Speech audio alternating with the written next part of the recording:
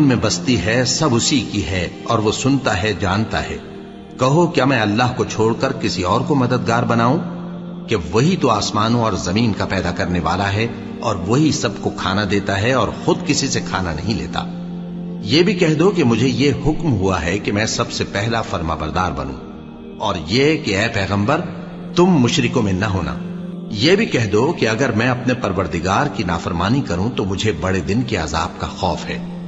जिस शख्स से उस रोज अजाब टाल दिया गया उस पर अल्लाह ने बड़ी मेहरबानी फरमाई और यही खुली कामयाबी है।